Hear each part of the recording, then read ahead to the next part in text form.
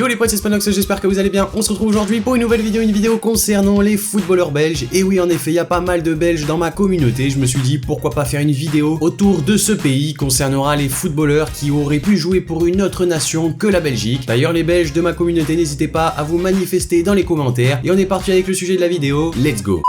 On commence tout d'abord avec Adan Januzaj qui a une situation relativement compliquée avec ses pays puisque le joueur est né à Bruxelles de parents albanais. Il possède donc les nationalités belges et albanaises, sans oublier que ses grands-parents sont originaires de Turquie. Alors qu'il peut prétendre à jouer pour plusieurs pays du fait de ses origines, il se fait longtemps désirer. Principale sélection à lui faire les yeux doux, c'est l'Albanie et la Belgique, dont il refuse les convocations durant plusieurs années, affirmant vouloir se consacrer à son évolution en club. Et en 2013, après son doublé en Première Ligue avec Man United, Januzaj tape dans l'œil du sélectionneur anglais Roy Hodgson qui souhaitait en faire un international anglais, tandis que la Turquie souhaitait faire jouer les origines de ses grands-parents pour le sélectionner. Finalement, il choisira la Belgique suite à une perspective d'être titulaire à l'Euro 2016. Il sera sélectionné par Roberto Martinez pour participer à la Coupe du Monde 2018. Lors du dernier match de poule d'ailleurs contre l'Angleterre, il avait inscrit son premier but en sélection nationale et c'était un plutôt très beau but pour Januzaj. On peut dire que c'est vraiment un joueur qui a eu un cas complexe pour choisir le pays qu'il allait défendre. On enchaîne ensuite avec Kevin De Bruyne, le joueur de Manchester City. Il est né d'une mère anglaise et d'un père belge. Le Citizen a donc le choix entre l'Angleterre ou la Belgique. Finalement, il choisira les Diables Rouges, avec lesquels il joue son premier match international le 11 août 2010 contre la Finlande. Et le 12 octobre 2012, De Bruyne marque son premier but avec les Diables Rouges lors du match comptant pour les éliminatoires de la Coupe du Monde 2014 face à la Serbie. Il est le meilleur buteur belge lors de cette campagne de qualification avec 4 buts. Il est également meilleur buteur belge lors des éliminatoires pour l'Euro 2016 avec 5 buts à égalité avec Eden Hazard. En 2018, comme vous le savez, De Bruyne fait partie des 23 joueurs sélectionnés par Roberto Martinez pour participer à la Coupe du Monde en Russie. L'équipe nationale belge finira 3ème du tournoi après une victoire 2-0 face à l'Angleterre. Et j'ai oublié de vous préciser que les 10 joueurs qui sont dans cette vidéo sont 10 footballeurs qui ont participé à la Coupe du Monde 2018 avec la Belgique. On enchaîne avec Michy Batshuayi qui a été appelé à plusieurs reprises avec la sélection congolaise. Batshuayi a quand même toujours décliné l'invitation. L'ex-attaquant marseillais a préféré choisir la Belgique, même s'il dit aimer la République démocratique du Congo, son pays d'origine. En mars 2015, il confirme dans un communiqué qu'il ne souhaitait pas jouer pour la sélection de la République démocratique du Congo, mais plutôt pour les Diables Rouges. Il avait expliqué, je cite, « La proposition du Congo m'a vraiment fait chaud au cœur, mais avec tout le respect que j'ai pour ce pays d'où je suis originaire, j'ai choisi les Diables depuis le début. C'est la raison pour laquelle je jouais déjà pour les espoirs, j'ai grandi en Belgique, je n'ai jamais été en Afrique. Ce n'est pas une raison, c'est vrai, mais mon choix est footballistique et c'est le meilleur choix. Il est définitif. » Du coup, les léopards de la RDC ont pu dire adieu à leur rêve de voir un jour l'ancien joueur du Standard de Liège jouer pour eux, puisqu'au final, il avait choisi la Belgique. Et ça reste tout de même une doublure de choix à Romelu Lukaku en pointe de l'attaque. Un autre joueur ayant refusé la République démocratique du Congo, il s'agit de Vincent Kompany. Il est d'ascendant congolais par son père, Pierre Kompany, qui a fui la République démocratique du Congo en 1975 et belge par sa mère. Vincent Kompany, c'est un défenseur extrêmement propre, attentif au marquage et impeccable à la relance. Le défenseur central a quand même connu une ascension régulière qui l'a mené à Anderlecht, Hambourg, puis Manchester City, club dans lequel il évolue depuis 2008. Kompany a été appelé pour la première fois avec la Belgique à 18 ans. C'est ce qui a fait de lui l'un des plus jeunes joueurs de l'équipe nationale de toute l'histoire du football belge et c'est aussi ce qui a empêché, on va dire, la République démocratique du Congo de le sélectionner puisque la Belgique s'est vraiment penchée sur son cas très tôt. À cette époque, l'équipe de la Belgique souffrait d'un manque de joueurs de talent et surtout de défenseurs. Vincent Kompany est donc titulaire en club comme en équipe nationale pour tous ses matchs. Il est aujourd'hui un titulaire indiscutable dans l'axe de la défense et l'un des patrons de cette sélection belge aux côtés de Eden Hazard ou encore de Thibaut Courtois. On a ensuite Romelu Lukaku qui a également comme Vincent Kompany et Michy Batshuayi refusé la République démocratique du Congo. À Kinshasa, tout le monde connaît la famille Lukaku, sa tante vit toujours là-bas. Romelu est bien né en Belgique, mais Kinshasa c'est chez lui, expliquait sa tante. L'attaquant de la Belgique est donc bien d'origine congolaise, malheureusement pour la RDC. Lukaku sera appelé pour la première fois avec les Diables Rouges en mars 2010, alors qu'il n'a que 16 ans. Et le 3 mars 2010, Dick Advocat lui fait jouer ses premières minutes à 16 ans et 294 jours lors d'un match amical face à la Croatie. Du coup, on peut dire que c'est un peu le même problème que pour Vincent Kompany, ces deux joueurs qui ont été appelés extrêmement tôt avec la Belgique, ce qui mettait un terme à la possibilité de les voir jouer avec la République démocratique du Congo. En tout cas, Lukaku, comme vous le savez, il a fait partie des 23 joueurs sélectionnés par Roberto Martinez pour participer à la Coupe du Monde en Russie. Auteur de 2 buts contre le Panama et la Tunisie, Lukaku est devenu le premier joueur à inscrire 2 doublés consécutifs en Coupe du Monde depuis Diego Maradona en 86. L'attaquant belge a conclu son mondial avec 4 buts en 6 matchs, terminant ainsi 3e meilleur buteur du tournoi. On se dit que Romelu Lukaku aurait quand même pu faire le bien de la République démocratique du Congo Congo, en étant pourquoi pas aligné aux côtés de Cédric Bakambu. On passe maintenant avec Yannick Ferreira Carrasco, qui est né en Belgique, d'une mère belgo-espagnole et d'un père portugais. Du coup, Ferreira Carrasco avec la possibilité de jouer pour 3 pays, soit pour le Portugal, pays dans lequel il aurait pu évoluer avec Cristiano Ronaldo, soit avec les Espagnols, mais finalement il optera pour la nationalité sportive belge. Il a fêté sa première sélection avec les Diables Rouges le 28 mars 2015 contre Chypre, durant les éliminatoires de l'Euro 2016. C'est un joueur que j'ai trouvé quand même très bon du côté de l'AS Monaco. Il avait ensuite prouvé à l'Atlético Madrid que c'était un joueur en devenir, que ce poste d'ailier c'était un excellent potentiel, mais malheureusement il finira par choisir la facilité et l'argent en partant dans un championnat exotique. On poursuit avec Eden Hazard. Imaginez une équipe de France avec Griezmann, Pogba, Mbappé et Eden Hazard, un scénario qui n'a rien d'un rêve, car la Fédération française de football a bien tenté d'attirer Eden Hazard dans les filets des Bleus. En effet, Hazard a été concrètement approché en 2008 par la FFF pour choisir le maillot bleu, mais Hazard aurait refusé, préférant opter pour la Belgique. Arrivé très jeune au centre de formation lillois, l'actuel joueur de Chelsea aurait donc pu chanter la Marseillaise, mais il choisira donc bien sûr, comme vous le savez, les Diables Rouges, suite à sa première convocation pour le match Luxembourg-Belgique en novembre 2008, alors qu'il a 17 ans et 316 jours. Il entre en jeu à la 67e minute et il marquera son premier but pour la Belgique en octobre 2011. Hazard a d'ailleurs été élu Ballon d'Argent lors de la Coupe du Monde 2018. C'est vrai que vu le potentiel de ce joueur, ça aurait été vraiment incroyable de le voir évoluer avec l'équipe de France. Mais en tout cas, s'il se sent plus belge que français, c'est tout à fait normal qu'il dispute les matchs internationaux avec sa sélection des Diables Rouges. On a ensuite Marouane Fellaini. Comme vous le savez, il y a une forte communauté congolaise en Belgique, mais ce pays abrite aussi une importante diaspora marocaine, incarnée notamment par Marouane Fellaini chez les Diables Rouges. Puissant, le milieu de terrain à la Coupe Afro possède l'un des tout meilleurs jeux de tête du football européen. Possédant la double nationalité belge et marocaine, Marouane débute en tant qu'international marocain avec les jeunes de l'équipe du Maroc. Salut à tous!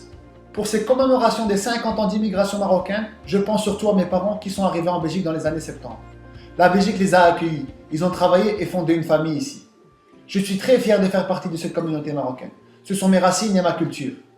Je suis également fier de représenter la Belgique, pays où j'ai grandi et qui m'a donné ma chance.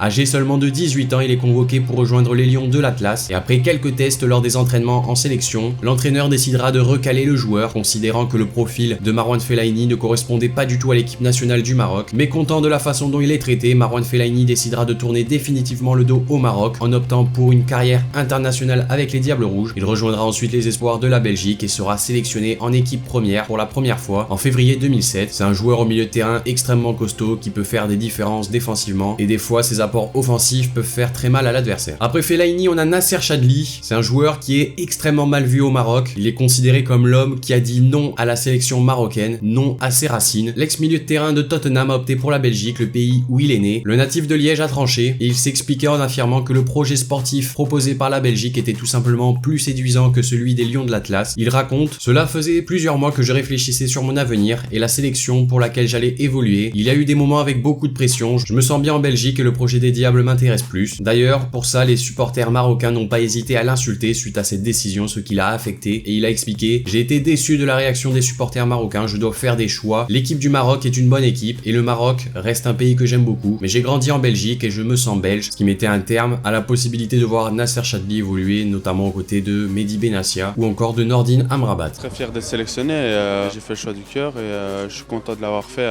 pour un peu vider ma tête. Et maintenant, je peux me concentrer uniquement sur le foot. J'aime beaucoup de pays, la Belgique et le Maroc, comme je l'ai expliqué. J'ai dû faire un choix et mon choix a penché pour la Belgique. Donc pour moi, c'est un choix du cœur. Parce que ça fait quand même beaucoup de mois que j'ai un peu la pression à ce niveau-là. Et donc maintenant, je voulais me concentrer uniquement sur le foot et prendre une décision le plus vite possible. Et c'est pour ça que je l'ai pris la semaine passée. Dans les médias, etc., on parlait souvent de mon choix. Et, je devais souvent donner des interviews. Et je savais qu'il y avait les 2 matchs qui arrivaient le 9 février. Et j'ai été surpris, j'ai reçu 2 convocations. Et j'ai fait le choix pour la Belgique. Et le dernier joueur de la vidéo, il s'agit de Moussa Dembélé, qui est né en Belgique d'un père malien et d'une mère belge. Du coup, Dembélé aurait vraiment pu jouer pour le Mali, de son vrai prénom Moussa Sidi Yaya Dembélé. Finalement, le footballeur de Tottenham aura préféré les Diables Rouges. C'est un milieu de terrain que je trouve assez complet au niveau de sa vitesse, de son agressivité, de son physique. Il aurait pu faire extrêmement de bien à la sélection malienne, mais à l'image de N'Golo Kanté, il a préféré jouer pour son pays de naissance. Donc voilà les amis, cette vidéo concernant les 10 footballeurs belges qui auraient pu jouer pour une autre nation est maintenant terminée. N'hésitez pas à me dire dans les commentaires ce que vous en avez pensé de ce petit concept là. Et également si vous souhaitez que je le fasse avec un autre pays, notez-le moi dans les commentaires, lâchez le like, ça fait extrêmement plaisir. Abonnez-vous si c'est pas déjà fait, moi je vous dis à la prochaine pour une nouvelle vidéo, c'était Spanox. Allez salut tout le monde.